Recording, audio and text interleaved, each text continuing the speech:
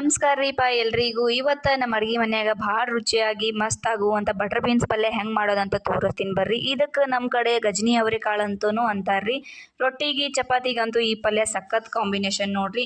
ಇದನ್ನು ಒಂಥರ ಪ್ರೋಟೀನ್ ಖಜಾನೆ ಅಂತ ಹೇಳ್ಬೋದು. ಸಣ್ಣ ಮಕ್ಕಳಿಗೆ ಮತ್ತು ಜಿಮ್ ಮಾಡೋರಿಗೆ ಇದು ಭಾಳ ಚಲೋ. ಜೀರ್ಣಕ್ರಿಯೆಗೆ ಸಹಾಯ ಮಾಡ್ತದೆ ಮತ್ತು ಮಲಬದ್ಧತೆ ಸಮಸ್ಯೆ ಇರೋರಿಗೆ ಇದು ಭಾಳ ಒಂಥರ ರಾಮಬಾಣ ಇದ್ದಂಗೆ ರೀ. ಅಂದಂಗೆ ರಕ್ತಹೀನತೆ ಕಡಿಮೆ ಇರೋರಿಗೆ ಇದು ಭಾಳ ಚಲೋ ರೀ. ಕಬ್ಬಿಣದ ಅಂಶ ಜಾಸ್ತಿ ಇರ್ತೈತಿ ಇದ್ರೊಳಗೆ. ಮತ್ತು ಹೆಂಗೆ ಮಾಡೋದು ಅಂತ ತೋರಿಸ್ತೀನಿ ಬರ್ರಿ. ಮೊದಲಿಗೆ ಬಟರ್ ಬೀನ್ಸ್ ಎಲ್ಲ ಕ್ಲೀನ್ ಮಾಡ್ಕೊಂಡಿನ್ರಿ. ಅದ್ರ ಮ್ಯಾಲಿಂದ ಸಿಪ್ಪಿ ಎಲ್ಲ ತೆಗೆದು ಹಂಗೆ ಒಂದು ಕಡಾಯಿ ಒಳಗೆ ಹಾಕಿ ಸ್ವಲ್ಪ ಉಪ್ಪು ಹಾಕಿ ಒಂದು ಚೆಂದಾಗಿ ಒಂದು 10 ನಿಮಿಷ ಕುದಿ ಬರೋವರೆಗೂ ಕುದಿಸ್ಕೊಳ್ಳೋಮ್ರಿ. Half boil ಮಾಡ್ಕೊಳ್ಳೋಂಬ. ಒಂದು ಮಿಕ್ಸರ್ ಜಾರ್ಗೆ ಕೊತ್ತಂಬರಿ ಮತ್ತು ಬೆಳ್ಳುಳ್ಳಿ ಮತ್ತು ಸ್ವಲ್ಪ ಕೊಬ್ಬರಿ ಹಾಕಿ ಅದರೊಳಗೆ ಸ್ವಲ್ಪ ಜೀರಿಗೆ ಹಾಕಿ ಚೆಂದಾಗಿ ರುಬ್ಕೊಳ್ಳೋಮ್ರಿ.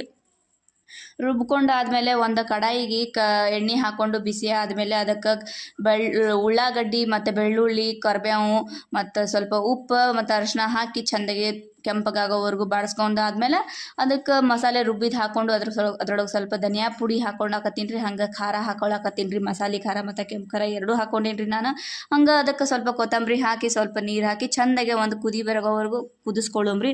ಮತ್ತು ಈಗ ನೋಡಿರಿ ಕುದಿಸಿಟ್ಟಿದ್ದ ಬಟರ್ ಬೀನ್ಸ್ ಹಾಕಿ ಚೆಂದಾಗೆ ಮಿಕ್ಸ್ ಮಾಡ್ಕೊಳ್ಳೋಮ್ರಿ. ಮಿಕ್ಸ್ ಮಾಡ್ಕೊಳ್ಳೋವಾಗ ಮಸಾಲೆ ಎಲ್ಲ ಕಾಳುಗಳಿಗೆ ಚೆಂದಾಗೆ ಹತ್ತಬೇಕು. ಸ್ವಲ್ಪ ನೀರು ಬೇಕಾದ್ರೆ ಹಾಕೋಬೋದು. ಹಂಗೆ ಇದನ್ನು 5 ರಿಂದ 10 ನಿಮಿಷ ಮುಚ್ಚಳ ಮುಚ್ಚಿ ಸಣ್ಣ ಉರಿ ಮ್ಯಾಲೆ ಬೇಯಲಿರಿ. ನೋಡ್ರಿಪ್ಪ, ಈಗ ಬಿಸಿ ಬಿಸಿ ಬಟರ್ ಬೀನ್ಸ್ ಪಲ್ಯ ರೆಡಿ ಆಯಿತು. ಇದನ್ನು ಬಿಸಿ ರೊಟ್ಟಿ ಅಥವಾ ಚಪಾತಿ ಜೊತೆ ಉಣ್ಣಾಕ ಕೊಡ್ರಿ. ನಿಮ್ಮ ಮನ್ಯಾಗ ಎಲ್ಲರೂ ಖುಷಿ ಆಗ್ತಾರೆ.